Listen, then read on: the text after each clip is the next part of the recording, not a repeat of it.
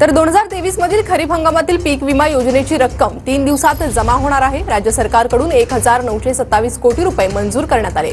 सोलापूर, नाशिक, जळगाव, अहमदनगर, सातारा आणि चंद्रपूर जिल्ह्यातील शेतकऱ्यांना पीक विम्याचे पैसे मिळणार आहेत। पीक विमा वाटप सुरू, शेतकऱ्यांना मोठा दिलासा। 56,000 रुपये थेट खात्यात डीबीटीने पैसे आले।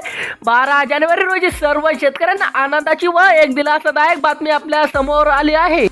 पीक विम्याचा दुसरा टप्प्याची घोषणा। अखेर मुख्यमंत्री आदेशानंतर पीक विम्याचा दुसरा टप्पा उद्या शेतकऱ्यांच्या खात्यात दुपारी 2 वाजल्यापासून सुरू करणार असल्याची माहिती कृषी मंत्री दत्ता मामा भरणे यांनी दिली आहे।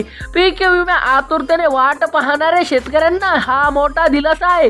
पीक विम्याचा पहिला टप्पा वाटप पूर्ण झाला आहे। देशाचे कृषी मंत्री शिवराज सिंह चौहान यांनी हे पैसे 3 टप्प्यात वाटले जातील असे यापूर्वीच स्पष्ट केले होते। दुसरा टप्पा सुरू होण्यावेळी आणि विलंबामुळे पीक विम्याचा दुसरा टप्पा उद्या शेतकऱ्यांच्या खात्यात दुपारी 2 वाजल्यापासून जमा होण्यास सुरुवात होईल। पीक विमा लवकरच जमा न होण्यामागचे कारण सांगितले गेले आहे आणि 19 आणि 20 ऑगस्टला झालेले अतिवृष्टी नुकसानग्रस्त भागात पंचनामे करणारे आदेश कृषी मंत्री विभागाला दिले होते। त्यामुळे अधिकारी व कर्मचारी पंचनाम्यांना कामात व्यस्त होते, म्हणून पीक विमा तात्काळ जमा झाला नाही। व तसेच एकच विनंती करू इच्छितो की जर तुम्ही माझ्या चॅनलला नवीन असाल तर सबस्क्राईब करायला विसरू नका। व तसेच कोणत्या शेतकऱ्यांना 56,000 रुपये थेट त्यांच्या बँक खात्यात जमा होणार आहे याची माहिती आपण पुढे पाहणार आहोत, जेणेकरून आपल्या व्हिडिओ शेवटपर्यंत बघा। 13 जिल्ह्यांसाठी मुख्यमंत्र्यांचे आदेश। सुदैव नुकसान झालेले सर्व शेतकऱ्यांना पंचनामा शनिवारपर्यंत पूर्ण झाले आहेत। यामुळे मुख्यमंत्री देवेंद्र फडणवीस यांनी साहेबांनी कृषी विभागाला 13 जिल्ह्यांमध्ये पीक विम्याचा दुसरा टप्पा वाटप करण्याचे आदेश दिले आहे। ही बातमी पीक विम्याची वाटप बघणाऱ्या प्रत्येक हिट शेतकऱ्यांना अत्यंत दिलासादायक आहे। पहिला टप्पा पूर्ण झाल्या थकलेल्या विम्याच्या रक्कम मंजूर। 2022, 2023 आणि 2024 मधील जो पीक विमा थकला होता तो आता केंद्र सरकारकडून मंजूर झाला आहे। हा 3-4 वर्षात थकलेला पीक विमा तात्काळ बँकच्या खात्यावर जमा करण्याचा आदेश मुख्यमंत्री साहेबांनी दिला आहे। त्यामुळे उद्या सकाळी शेतकऱ्यांना खात्यात दुपारी 2 वाजल्यापासून 13 जिल्ह्यांमध्ये पीक विमा खरोखरच जमा होणार आहे। सर्व शेतकऱ्यांना पीक विमा मिळणार। ज्या शेतकऱ्यांना पहिला टप्पा पीक विमा मिळाला नाही त्यांच्यासाठी कृषी मंत्री महत्त्वाची माहिती दिली आहे। शेतकरी मित्रांनो, घाबरून जाण्याचे कोणतेही कारण नाही। हा पीक विमा सर्व शेतकऱ्यांना मिळणार आहे आणि कोणतीही वंचित राहू नये। कृषी विभागाने नवीन अपडेट दिली आहे की जर तुम्ही चुकीच्या मार्गावर 2022-23-24 पीक विमा नोंदवला असेल किंवा नसेल तर तुम्हाला सरसकट पीक विमा मिळण्याची लांबाची तांत्रिक आणि नैसर्गिक कारणे पीक विमा जमा होण्यास विलंब होण्यामागची डीबीटी प्रक्रिया थोडं सतत असणे आणि काही बँकांना तांत्रिक प्रॉब्लेम ही करणे सांगितले गेली आहे। 19 आणि 20 ऑगस्ट रोजी झालेले अतिवृष्टी नांदेड, बुलढाणा, बीडसह अनेक जिल्ह्यांमध्ये सोयाबीन, कापूस आणि बाजरी पिकाचे मोठ्या प्रमाणात जवळपास 50% नुकसान झाले होते। नुकसान भरपाई आणि थकलेले पीक विम्याचे आदेश। या नुकसानीचे पंचनामे करून 100% नुकसान भरपाई आदेश कृषी मंत्री देवेंद्र फडणवीस साहेबांनी दिले होते। कृषी विभागाने अधिकारी पंचनाम्यात कामात गुंतले असल्यामुळे पीक विमा जमा होण्यास तात्पुरता विलंब झाला होता। मात्र मुख्यमंत्र्यांनी आता पीक विमा तात्काळ जमा केला जावा असे स्पष्ट आदेश दिले आहेत। थकलेले पीक विम्याची रक्कम मंजूर।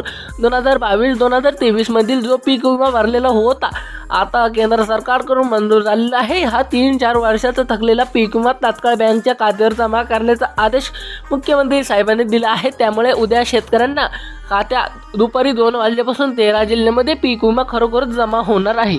सर्व शेतकऱ्यांना माहितीच आहे की मुख्यमंत्री अंतिम निर्णय आता कोणताही विलंब होणार नाही। मुख्यमंत्र्यांनी थेट आदेश दिलेला आहे। मुख्यमंत्र्यांचा आदेश म्हणजे हा अंतिम निर्णय असतो। ज्या शेतकऱ्यांच्या खात्यात अजूनही पीक विमा जमा झालेला नसेल त्यांनी चिंता करू नये। कोणत्या जिल्ह्यात? 13 जिल्ह्यात हा पीक विमा जमा होणार आहे याची माहिती आपण तुम्हाला पुढे दिली जाईल। पीक विमा जमा होणारे बँक। पहिला टप्पा पीक विमा जमा झालेले प्रमुख bank: HDFC bank, yes bank, Kotak Mahindra bank, Punjab national bank, Indian bank of corner, Indian overseas bank, axis bank, bank of India, Maharashtra state bank of India आणि पोस्ट बँक ऑफिस याचा समावेश आहे। या 12 बँकांना 13 जिल्ह्यांची यादी देण्यात आली आहे। व तसेच एकच विनंती करू इच्छितो की जर तुम्ही माझ्या चॅनलला नवीन आला असाल तर सबस्क्राईब करायला विसरू नका, कारण की मी दर न्यू अपडेट देत असतो तुमच्यासारखं सर्व शेतकऱ्यांना माझा व्हिडिओ पाहूचा, कारण की गल्ली बोळीत सर्व शेतकरी खुश होतील. पीक विमा जमा होणारे 13 जिल्हे. पीक विमा जमा होणाऱ्या 13 जिल्ह्याची यादी खालीलप्रमाणे सांगणार आहे. आता या सोलापूर, लातूर, परभणी, जालना, चंद्रपूर, यवतमाळ, सातारा, कोल्हापूर, सांगली, काही शेतकरी सिंधुदुर्ग, रायगड, रत्नागिरी आणि नांदेड जिल्ह्यांचा समावेश आहे. या जिल्ह्यातील शेतकऱ्यांना दुसरा टप्पा लाभ मिळणार आहे. जर शेतकऱ्यांसाठी महत्त्वाचा सल्ला, जर तुम्हाला पीक विमा अजूनही तुमच्या खात्यावर मिळाला नसेल तर तुम्ही तुमच्या तालुक्यात किंवा जिल्हा कृषी विभागाला थेट भेट देऊन चौकशी करू शकता. केंद्र सरकारने पीक विमा मंजूर करूनही ते 2 मिळण्याची करा तुम्ही विचारू शकता.